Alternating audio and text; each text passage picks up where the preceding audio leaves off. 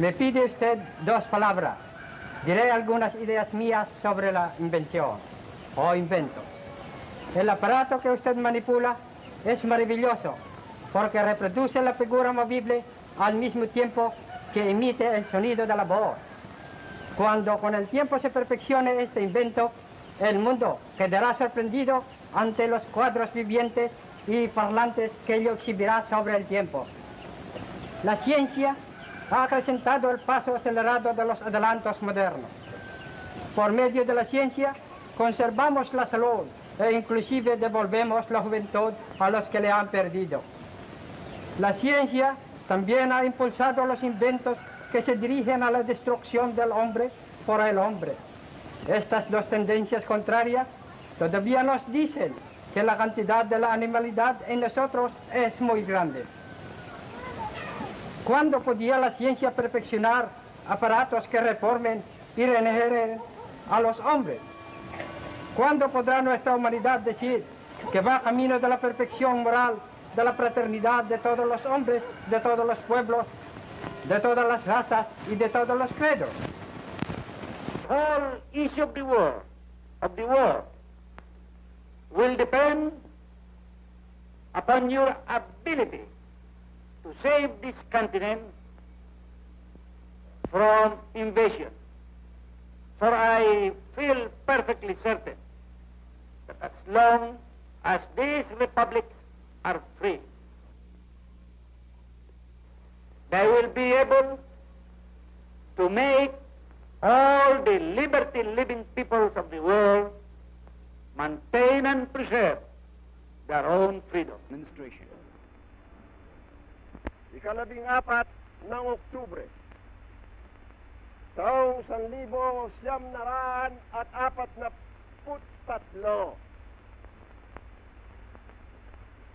Isang taong singkad, buhat noon hanggang ngayon,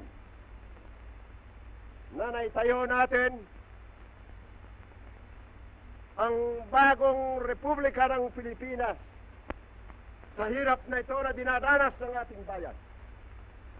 Nahanda ako na magpatuloy sa daang makikita ninyo na aking inilalagda sa pamamagitan ng tulong ng aking mga kasamahan sa pamahalaan upang tunay, maging wagas, maging dalisay sa gitna ng isang digmang ngayon idinadaos sa isang sinuko, sa gitna ng kagutuman, sa gitna ng kamatayan, sapagkat ang kamatayan may matamis, katulad ng itinuro ng ating mga bayani, kung iya'y magbubunga ng isang pag-asa at ng isang adahikain, pinagpakamatayan. Supreme Court Justice Jackson swears in Vice President Sergio Osmeña as President of the Philippine Commonwealth in Washington. After Maria, his proud daughter, has congratulated him, the new president signs his oath of office. Senor Osmeña was inducted in... The Filipinos are grateful and have a deep affection for America. Although the color of our skin is brown, the temper of our minds and our beliefs is almost identical with yours. The Philippines, in government system and tradition, is a replica in miniature of the United States. That has been transplanted to a land 10,000 miles across the seas, the seed of American democracy. If a prosperous and free democracy can be built in the Philippines upon the ruins of war, the prestige of America and the American way of life will be raised to towering heights, and the millions of people of the Far East will look to us and to you as their models. Por el cálido recibimiento y por los honores e ella dispensados. La legendaria galantería hispana ha rebasado sus límites, dando al mundo la más hermosa lección de diplomacia, porque toca al corazón. Nada halaga tanto mi vanidad de padre y jefe ejecutivo de la nación como el pensar que el tránsito fugaz de mi hija por tierras españolas ha sido una chispa que ha encendido la hoguera que ha de alumbrar el destino de los dos pueblos. Victory in the Philippine elections. His wife and daughter can now reclaim the one-time mechanic and World War II hero who rose to become constitutional head of the infant Philippine Republic and her 20 million people.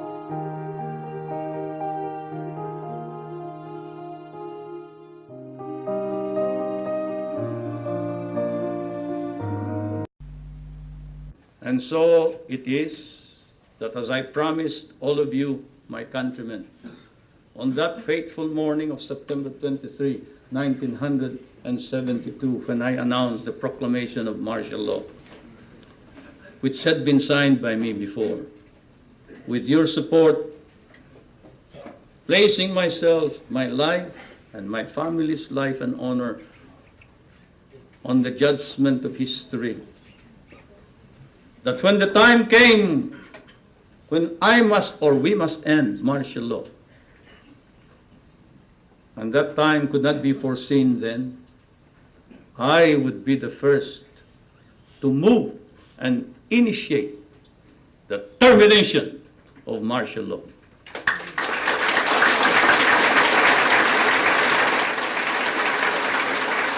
It is after deliberate, sober judgment and soul searching that I come before you and say, it is now time to terminate martial law. You see, at that time, Mount St. Vincent did not have a course for political prisoners, so I did not get that instruction here. Anyway, as I said, it was my husband who taught me all about political prisoners, on democracy, and on human rights. And so this is where my learning went into full gear. My presidency was ruled by the following imperatives: respect for and the empowerment of the people, respect for the integrity of the Constitution, respect for the independence of the courts and the constitutional commissions, respect for the separation of powers, and building up professional military and police organizations. President Ramos's term will be over next year. It is true there are some people who would like him to continue given the economic gains, but I have categorically stated my position that I am against any changes to the Constitution at this time because such a move will be divisive. And on the few times that President Ramos and I have talked with each other, he has told me that he will step down when his term is over next year. Filipinos and Americans stood for freedom in Bataan and Corregidor, in Korea and in Vietnam.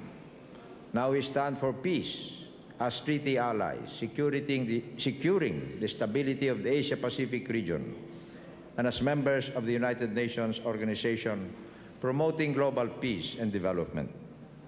And we have grown together.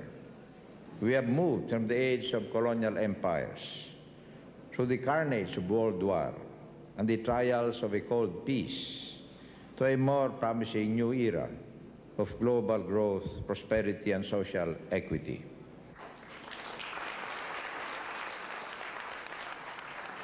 the business community.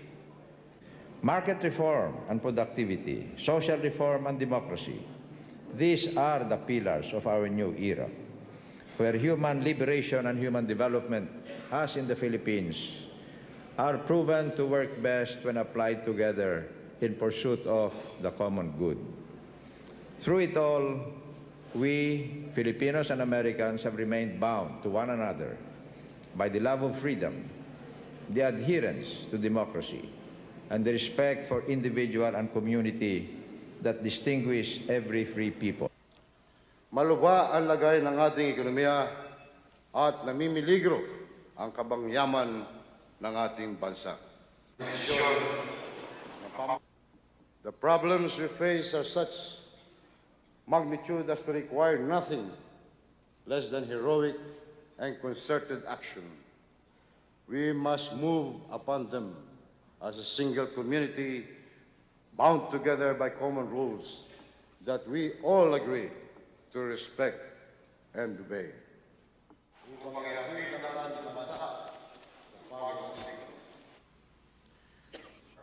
I order the Presidential Commission on Good Government to go forward on all ill-gotten wealth cases with all the evidence it has taken 12 long years to collect. No more delay. My fellow Filipinos, we come together tonight as we approach a hallmark of democracy for our great nation, the smooth transition of power to a new leader. We have just come through a historic election. It was open and it was modern. As a result, we were able to declare winners in hours and days rather than weeks and months. The face of politics in our nation has changed forever. Kahit kaliwat kanan na ang ebidensya ng pagbabago, mayroon pa rin kontra sa Dangmatwin. Ang hirit nila, mabagal daw tayo. Kapag sila raw ang naging Pangulo, sigurado gaganda ang buhay. Sa mga medyo maedad po, ang isasagot natin, ganon. Sabay taas raw po ng kilay. Para naman sa kabataan, iba na raw po ang sagot nila sa ganong pahayag. Ang tugon daw ang uso ngayon di wow. Paano nila gagawin ang mga pangakong yan? Ang sagot nila, basta. Nasaan ang detalye at konkreto mga plano? Basta. Paano nyo ipapatupad ang inyong mga pangako? Basta. Pakiramdam yata nila nadadaan sa basta-basta ang solusyon sa ating mga problema. Wala pa rin talagang gamot na naiimbento para sa mga nagbubulag-bulagan at nagbingi-bingihan. I challenge you now. I challenge the Catholic Church. You are full of shit. At mabaho rin kayong lahat. Corruption and all. Yun lang pagtanggap ninyo, paggamit, paghingi ninyo ng pajero. Hindi na kayo nahiya sa sarili ninyo. Ang kamahal-mahal niyang putang ina na maraming Pilipino wala pang kain. Kaya sabi ko, one day, pag hindi na, I will write a book. Hypocrisy. Lahat yan, politician, nagmamakalinis, manwari. Pero kayo ang starring dyan. I will start from the day nung bata pa kami.